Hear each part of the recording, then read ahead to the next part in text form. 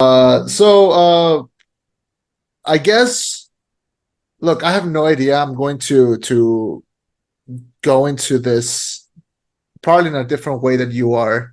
Um, I am assuming I'm going to go out of my way. I'm gonna take a limb here.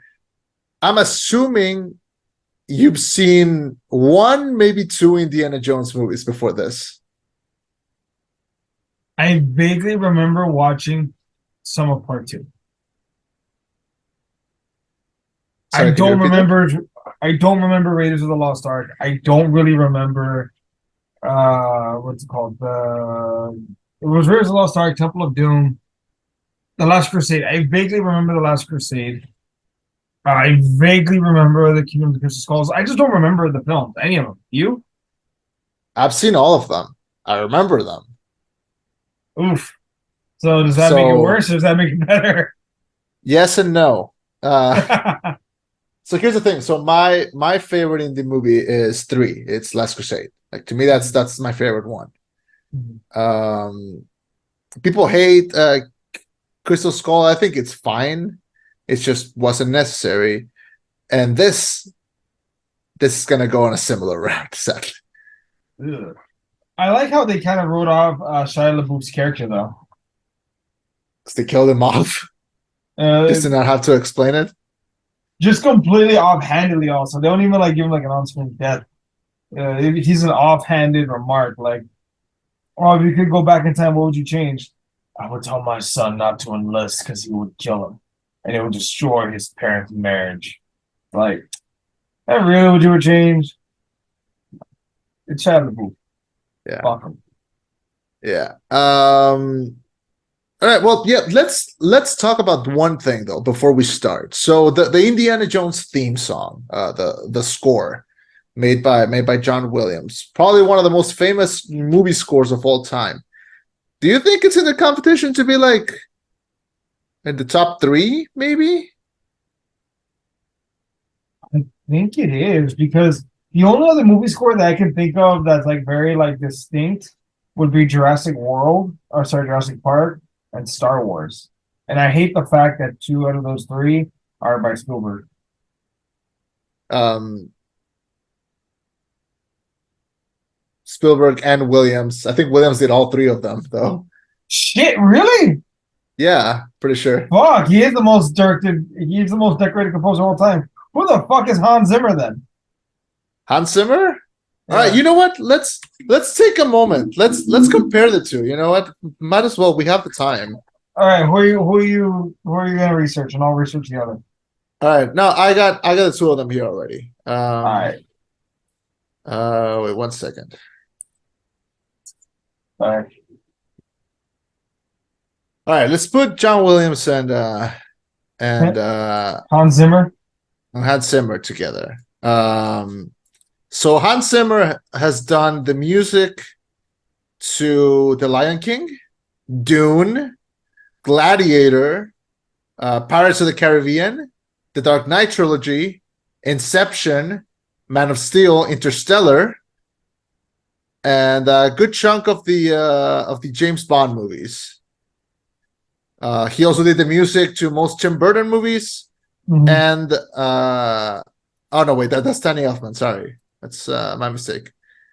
John Williams did the music to Jaws, E.T., Star Wars, the Superman original movies, the Harry Potter movies. Oh, what else? Indiana Jones, Lost in Space. He did the music to Gilligan's Island. But oh, I forgot. Hans Zimmer did the opening music to The Simpsons. So who wins here? I kind of want to say Hans Zimmer in this situation. It's just because of Harry Potter. No, I was gonna say like I will give you that Williams has done like possibly the top three like most well known soundtracks with Star Wars. Like we all know the Star Wars soundtrack.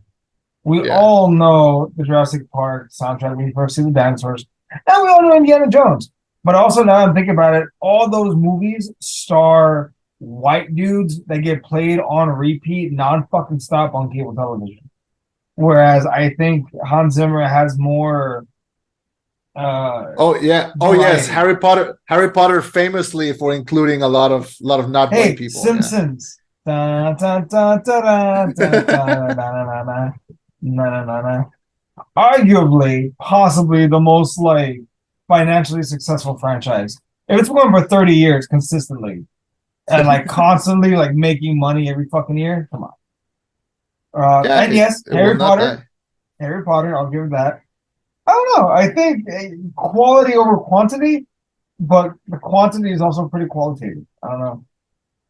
Well, speaking of quality over quantity, That's how Indiana Jones 5. uh,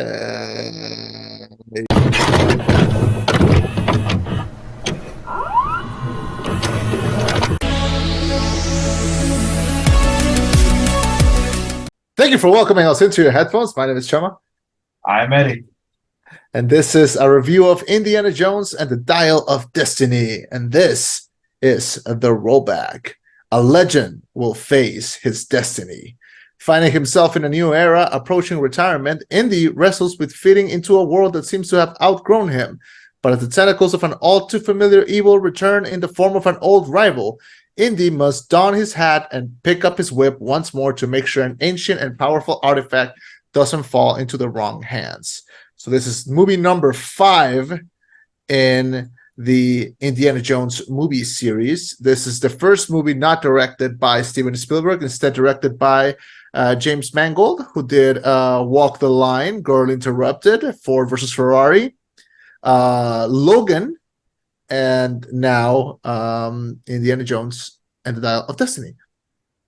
So this brings back Harrison Ford and brings in some new characters played by Phoebe Waller-Bridge, John Rhys-Davies, Toby Jones, Boyd Holbrook, Mads Mikkelsen, and Antonio Banderas. And that's the cast. This is the movie. This is the story.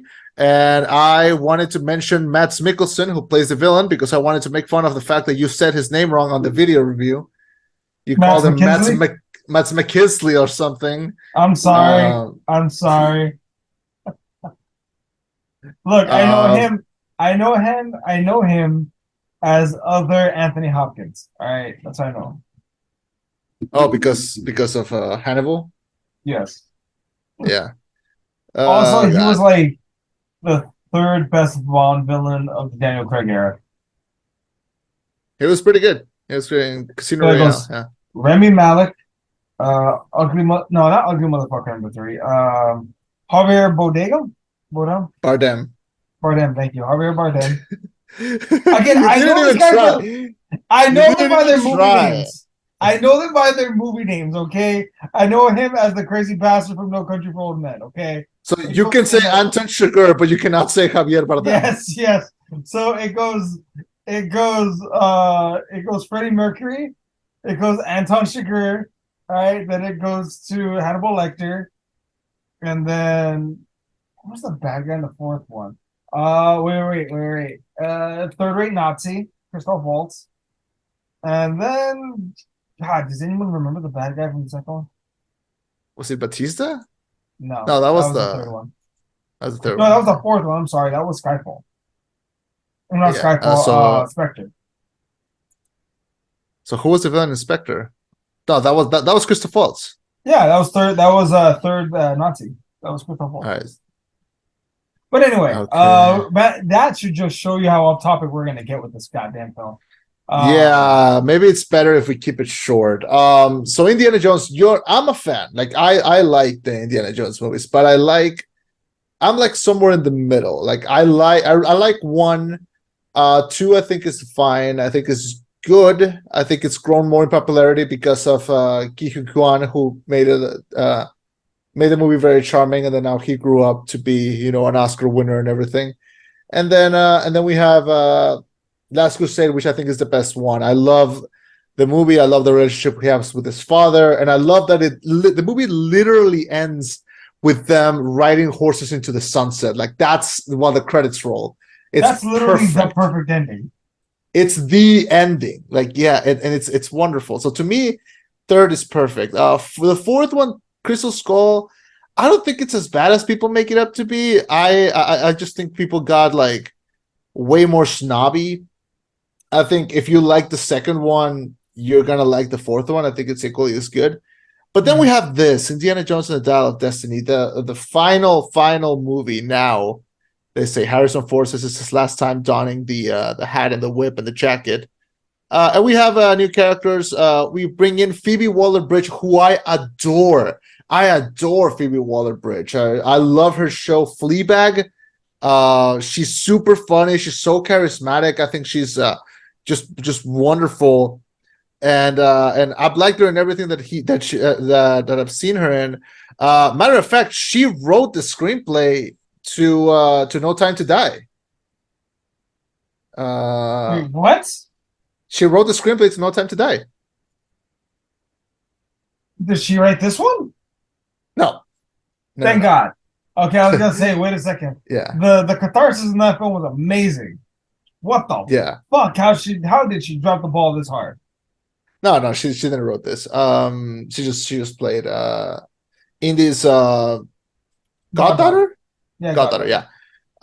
She's good. I think she's good in the movie. She's as good as they let her be, but I think she's super funny, she's super charismatic. I think she should have been allowed to do a little bit more. And there's a rotating cast of characters. Toby Jones is in the beginning of the movie, who plays her dad. Antonio Banderas comes in for like 10 minutes and then dies. Boyd Holbrook plays the character that Boyd Holbrook always plays, which is a guy trying to kill someone. And Mads Mikkelsen plays the villain, which if you're going to have a villain, you might as well have it be Mads Mikkelsen. He's kind of tailor-made for that. Yeah, Christoph Waltz, I feel like, are the go-to villains. If you want a foreign villain with like an accent, there you go. Which is funny because they never give him like an actual. This is real. This man is Danish. They never give him a Danish accent. They made him like what, German in this? They made him Nazi. That's what they did. A Nazi, yeah. And I love. Yeah. What? No, go ahead. You know about the Harrison Ford and punching Nazis joke? Yeah. Okay. All right. Yeah, I love the fact that they have him punching more Nazis. I really appreciated that. Even though we're in the middle of the Cold War, fuck the Nazis. Yeah, always fuck the Nazis. So look, did I love this movie? No. Did I have fun watching an icon of cinema punch Nazis in the face? Of course I did. Of course. But I don't know about the rest of the movie. It's a long ass movie, you know? There are movies where I found out it was going to be a long movie and I sit in my seat and then time just passes by. There are portions of this film that I want to say could be cut and be fine. The crazy thing is that I think this movie should have been longer in a certain part, but we'll get to that. Okay. I was falling asleep in a couple of seats, man. Jesus. Did you go after work or what? No, it was a day off, but we went kind of late. So yeah. Still, I call bullshit. But okay, so let's talk about the opening train scene from beginning to end. Yeah. Harrison Ford looked freakishly good in that opening train scene. Like for the de-aging effects. Yeah. I thought they were the best they could possibly be, especially because they were smart in the way that they shot it with all the shadows and stuff to hide it. You know what I mean? Yeah, absolutely. I think we've come a long way in the de-aging thing. I think the best that the de-aging thing has looked is Samuel L. Jackson and Captain Marvel. Like, to me, that is the gold standard. Mm-hmm. Like, he looked fucking uncanny in that one. This one, I don't think it's bad. The actor that they used to play young Indiana Jones is Anthony Gruber, who has been doing this like impressions, who his face just like kind of morphs into young Harrison Ford when he does the impression, and he can do the voice and everything. And he played a young Harrison Ford in this movie called The Age of Adeline. So we know that he can play. Yeah. So he was like the right choice. But the thing is that I know he can do the face. I know he can do the voice. I found that the aging thing kind of unnecessary at that point, because while it did look good and like, yeah, the shadows and everything, you know what did not look good? the What? voice. They left old Harrison Ford's voice coming out of young Harrison Ford body, Could you and it tell though? I couldn't. I could. He felt out of breath. He felt like growly. Like he always had that kind of voice, but it feels more now. So It I feels more understand they apparent. wanted. I understand they wanted to show off. You know, they got that Disney money. You know, might as well use it. But I don't know. It didn't felt perfect to me. Are you looking What's up Anthony Gruber? Yes, actually, I am. Because also, I'm looking up this movie's box office, and I know, but The Flash, but like, Jesus, like my movie was not that expensive. Anyway, that's it. Yeah, my movie was not that expensive. Jesus. Anyway, so the opening scene, I like how they placed us at the end of another adventure. Like that's the third act for a different film, Oh yeah, definitely. and I Like like that. yeah, I love that whole concept. no, like it did feel like kind of like it was very much fan service, and not in a bad way. You know, of course, it's been a few years. You kind of need a scene like that, and so I was sitting down, and then to my left was my family, like my direct family, and then to my right there was this elderly couple, maybe like in their 60s, maybe. Yeah. And the man in the couple was in fucking heaven watching this movie. Okay. Okay, you can tell this man's was like Indiana Jones fan for like I don't know for how long, but he looks so excited to be there. And when the movie started and like they take off the bag of his face and they show like young Harrison Ford, like he said it out loud. He was like, "How did they do that?" Like, like it came out. That's nice. Yeah, That's of nice. course Come it's on. nice. Of course it's nice. I cannot, but I feel like in Disney's head, that's the reaction that we're all gonna have. And yeah, which I mean, it's glad. I mean, he looked like he was having a good time. But yeah, but he like, I love that he like he said it out loud. He was like, "How did they do that?" Like as if he like stood up and like put his hands in his like hips, like, when are they gonna explain how they did that? I want to do that. Like, Do you you know, know, honestly, I'm glad. So I'm gonna use a phrase that you always use on me. yeah. I didn't love this movie, but I'm glad someone else really did. And Of I knew course. for those Mhm. the old Eddies, the old fucks, the old nerds, they're gonna watch this movie and they're gonna be transported back to the moment of their youth, if only for a moment, you know. Because this Mhm. franchise is what, almost 40 years old? The first one came out in what? The late 80s? Late 80s or no, wait, early 80s, I think. So it's been 40 years. So Yeah. imagine what franchise is popular. Imagine if we see Deadpool 5 in 40 years. God, I hope not. Hey, right, if anyone can do it, it's Ryan Reynolds. But you get what I'm saying though. Like, Yeah. holy shit! Like, imagine. Um, so like, you know what? I'm glad. I'm glad. It's that nostalgia pop that you will always want. Of Good for him. course. Is that how you felt when you saw John Cena come in on Money in the Bank last weekend? Uh, I felt more aged when I saw John Cena because I Really? remember. Yeah, you know why? Because I remember when I used to look at him and I didn't see that many fucking crow's feet, that many Like, wrinkles. It's like, God damn it! What has age done to him? What's it gonna do to me? and look, it looks like that, and he's got that DC money. So even then, Yeah. So imagine yeah, what we're gonna do. We're peasants. Jesus Christ. Uh, I was yeah. gonna ask you about that because I saw that sorry, I'm go No, like you're good. I You're saw good. I saw the John Cena thing like 2 days after it happened. I was like, I'm wondering if you saw that live. Like, I didn't catch that part live. I caught the end of the pay per view live, and I caught the John Cena part of the rewind. okay, They might do WrestleMania in London. We'll see. WWE is still run by bastards, so it's fine. But yeah, okay. So this movie opens like in like the middle of a third act, like an action sequence. I honestly liked all of it. I liked the train fight. I liked how they were trying. They thought they found the spear of Christ, and then he's like, "Forgery, son of a bitch." yeah, I love all of that. I love the fact that he didn't find what he was looking for, but then we get introduced to, I'm not going to pronounce the name correctly, the Dial of Destiny, because I can't fucking pronounce Archimedes bullshit machine. But I can say Dial of Destiny. So we start to hear about it. It's in 2 pieces, and to do it, you need to. I'm sorry, it's in 3 pieces, and you need to assemble all 3 pieces for it to work. To find the time fissures, which in most films, I think people would criticize it of like, oh, they're just spoon feeding us the information. But I think in an Indiana Jones film, they're just having a conversation. That's just education. How the fuck do they want you to find out? Someone like says it at knife point while they're being tortured? Like, no, like give them that. The writing of this film was not that bad, at least not yet. But yeah, I actually really did enjoy the opening act, the whole train fight, the adventure. Again, Nazis getting the shit kicked out of them, because whether you're a Proud Boy or a Nazi, because they're the same thing, you deserve to get punched in the face.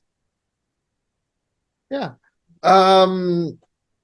Look, I like how they introduced this whole situation. And I like how Mads Mikkelsen's character is introduced. Like, I like how they show from the start that he's almost possessed by the dial. I mean, not literally possessed, but like he longs for it. Like he pines for that shit. Like he will take any moment to talk about it. And I like how they show that this thing is not cursed, but it will cause an obsession, because it did also for Toby Jones's character, who becomes obsessed with him. Almost to the point where he can't even raise his daughter right. Yeah. And give it this movie does not feel like Indiana Jones passed by the Marvel filter, or Indiana Jones passed by, I don't know, the Star Wars filter. Like, it feels like another Indiana Jones movie. There's a lot of talking. There's a lot of him just flying on planes. There's a lot of him putting away his stuff on a suit. On a suit. There's a lot of him whipping stuff. Like, there's a lot of Indiana Jones-isms in this thing, and not in a way that feels like fan servicey, or that only the people that grew up watching it will understand it. There are some scenes, but they're not all of them. It really does feel like a new chapter, and that's okay. It's not like The Force Awakens, you know. And I like The Force Awakens, but I'm glad that it feels like another Indiana Jones movie and not a refry of like everything that we've seen before. If I'm not mistaken, I remember you mentioning that Indiana Jones was the last character that Harrison Ford actually enjoyed playing. Am I right? Yeah. Which, do you think that made this movie hurt a little more? No, I think he's happy with the results. I don't think he would have joined in if he didn't like what they offered him. And I don't think Lucasfilm would have done this movie without him. Like, period. Well, Disney, and I mean, when we get to the conclusion, I'll drop all the knowledge that I know about the aftermath of this film. But I don't think you can do Indy without Harrison Ford. Like, there's no version. They tried to do a TV show, and with young Indiana Jones, that didn't work. Even though Harrison Ford actually showed up for like 2 episodes. So yeah, no, you need Indy, and luckily Harrison Ford is still up for doing it. You know, obviously he couldn't do all of his own stunts like he used to. Not so fun fact. Did you know he broke his back in the Temple of Doom? Yeah, I'm aware. Yeah, they had to film for 7 weeks with the stunt double. Like, and you can tell. Really? Yeah. Even then, like, I mean, it's the 80s. You know, there's just some parts. My main thing with this is that this is very much hey, we have the property, we have the money, let's do it. Like, we can pay Harrison whatever he wants. I mean, clearly he's done, like you saw that he's gonna be in the new Captain America movie, right? Like, he's gonna be the president of the United States. I thought it was gonna be Thunderbolt Ross. He's gonna be both. And what? Thunderbolt Ross is the president? Yes.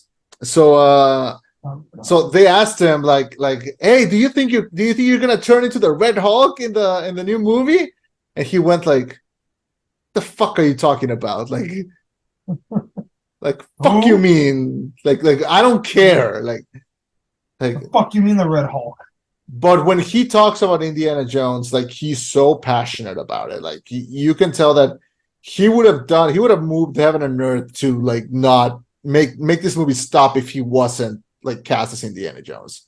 Yeah. And so it makes sense. I understand why the money was spent. I understand why the movie was made. I just think that it's just not a great movie. It's not. It's fun. It's fine. It's gonna look really odd when you buy the box set, and this one just feels like kind of. It's just the ending to Last Crusade is so perfect. Now this movie doesn't ruin anything about Indiana Jones. It doesn't ruin anything to the legacy. It doesn't like. On the contrary, I kind of like that the ending is a little quiet. I like that the ending is just him reconciling with his wife in his kitchen and just like having like a little moment with her. Like I like that we have a moment like that. But this movie doesn't feel like a fifth part, like a fifth adventure. It feels like an epilogue.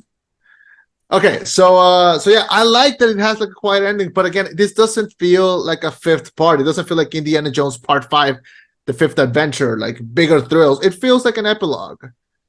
And it's so long. It's too long. I understand why this movie exists on paper in theory. I don't love it, the execution. Well, okay. So we go from Nazi era Harrison Ford to 1969 Harrison Ford, where I love the juxtapose of Harrison Ford's old school like archaeologist shit to new age space age stuff, which uh, that was a big conflict in the cultural zeitgeist at the time. Out were the cowboys, in were the spacemen. Much like Toy Story, for example. That was a thing. Like out with the archaeologists and the old shit, in with the spacemen and the aliens. You know what I was thinking? You know, I was thinking actually when I was watching that scene in the movie.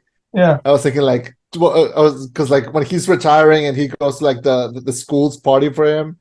yeah. Like I was waiting for like one of the teachers to be like 2 words, old man, Sputnik. Boo! Yeah, actually, that was funny though.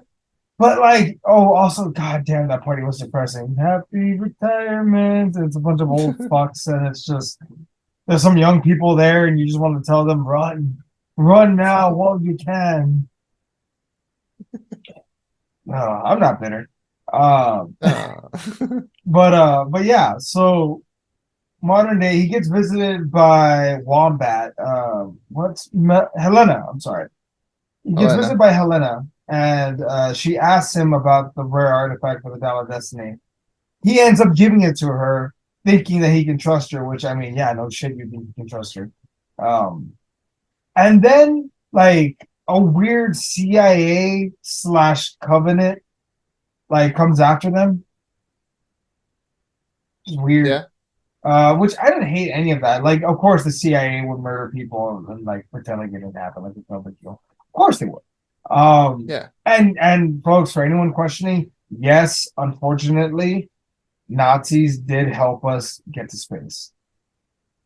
Unfortunately, yes, Nazi scientists helped get us to space. What do you mean? You never got to space. It's a lie. It was filmed. It was made by Kubrick. Which I'm like, it's funny. You see CGI in like the year 1990, and they're like, "You was all CGI." Motherfuckers, did you see computers at the time? No.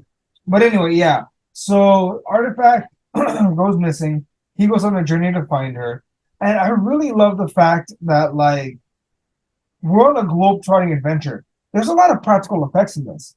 Like, there's a lot of stuff that you can't CGI. There's a lot of stuff that happens. Like, they recreated that parade. You know what I mean? They recreated a lot of big moments when they're in Morocco, when they're in Greece, when they're overseas. All that shit's practical. Like they're there, with the exception of being in ancient Rome or sorry, ancient Syracuse. They're fucking there, and it's nuts. But I love that. I think that's where the budget went. I do think, yeah, I agree. I do think that's where the money went because that scene when they're being chased by in the cart, that's probably as practical as the movie got. And And I like that. Like I said, this is man, I don't have a lot to say, honestly. Like, it's just, I'm just gonna be repeating the same thing. Like, I understand why this exists. It's fine. It's fine product. It's just not. It's not very engaging. Engaging. But did you think maybe it was just like a chance to enjoy a bygone era? Because let's face it, like not many movies. The only movie I can think of that used this much practical effects was The Force Awakens, and that's saying something. I don't know. They I feel used like puppetry. no, like I've seen fuck it, Mad Max Fury Road, I think had better effects than best spectacle effects than this and Force Awakens, if I'm honest. And that kept me, that was also the return of an old franchise, and that had me engaged, And they didn't even need the original actor to do so. It's just something feels hollow about this movie. And I hate saying that. But it's I don't know what it is. Yeah. You think it's because Disney didn't do it out of the goodness of their heart? They did it for cash grab. They're like, we're rating the old franchises. Might as well bust out one more Indiana Jones film. Harrison Ford's still alive, right? Yeah. All right, bust out one more. Could we bust out two? He's hit. All right, just one. It's possible, but I don't know. I don't know, man. Like I'm kind of busted with this one. Like I feel like the movie gave me kind of nothing to do with, so I kind of have nothing to say, Yeah. Ah, fuck. Like, look, you're snoring. We're snoring while watching this review. Like this review. Like it's just not a lot, and that sucks, because this could have been really good. And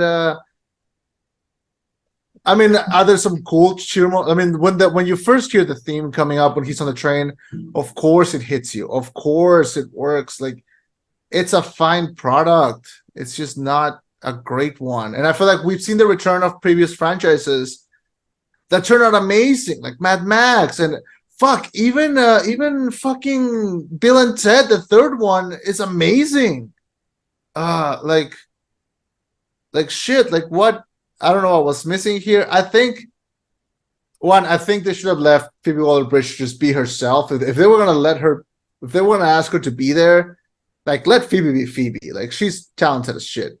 Harrison, I think he was given. I think they all showed up. I think they were just not given great material. Well, it's crazy because you're right. The actress who plays Helena, what's her name again? Phoebe Waller-Bridge. She does not like acquiesce at all. She never backs down from Ford in the sense of like he eats up the scene. No, like she is fucking present and you will acknowledge her. Same thing with Mads. Like neither one of them feel like background characters. They all feel like as important as Indiana Jones. Yes, he is the title character, but it felt like they were all within. And I don't know. There's something to be said about that.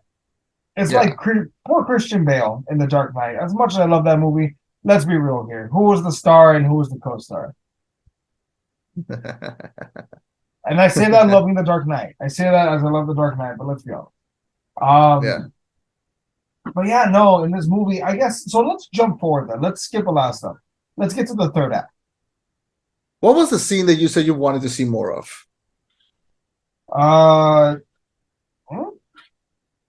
When did I say that specifically? You said this the third act. Too long. Yes. Yeah. Yes. Okay. Go ahead. So, all right.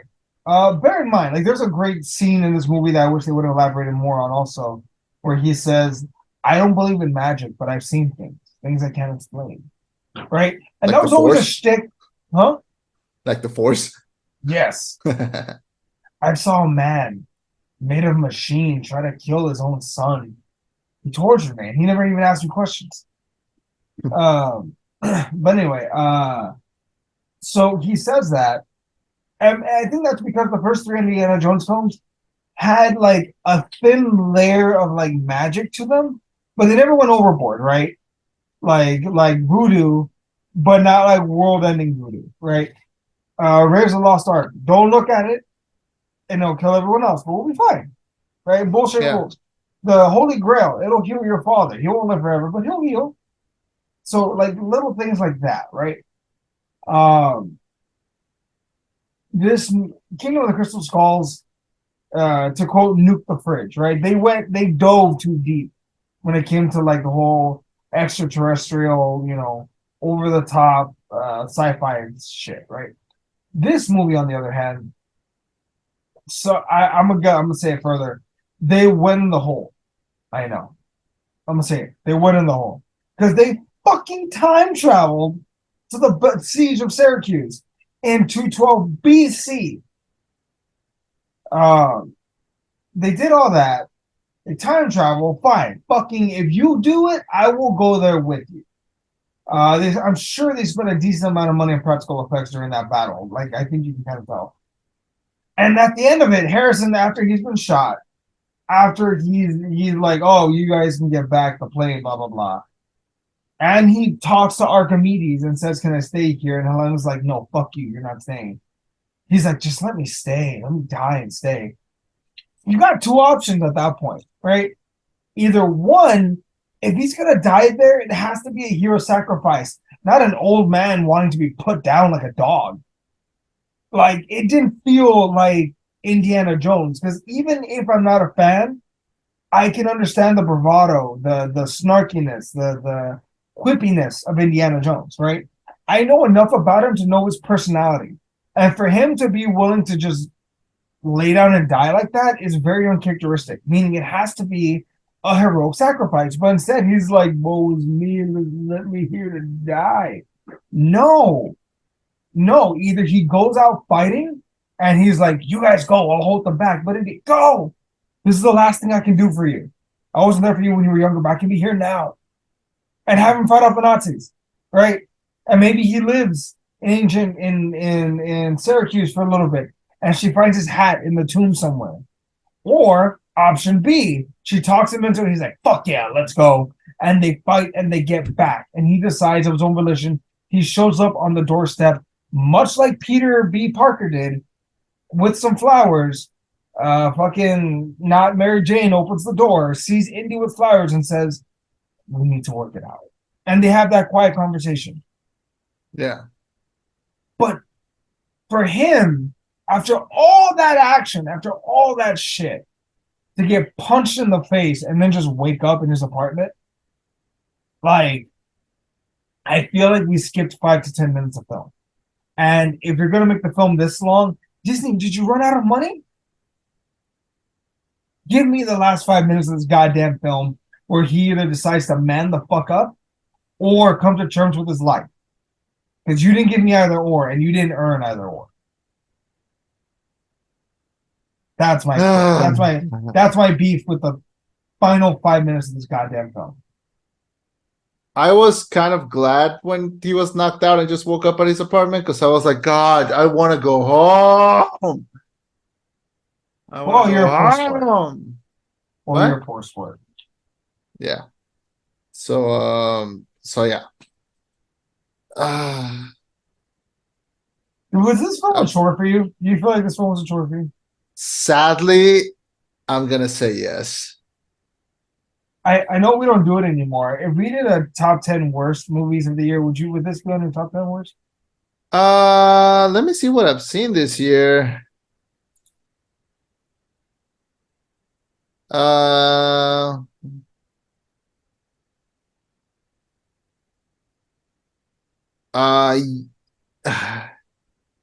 Yes, but it wouldn't be close to one. It would be like 9 or 8. What's number one? Now I'm curious. Oh, the White Man Can't Jump remake. Is it that bad? I haven't seen it. It's really bad, especially if you're like me and you like the original. Like my bottom movies this year are like White Man Can't Jump, Shazam, Cocaine Bear, Skinamarink, The Flash, maybe Knock at the Cabin. Like those have been like my least favorite movies this year. Really? Knock at the Cabin? I mean, it's high. It's like 10. It'll be just as a default because I haven't seen that many bad movies this year. That's fair. Neither have I. Yeah. Like most of the movies that I've seen this year have been like great.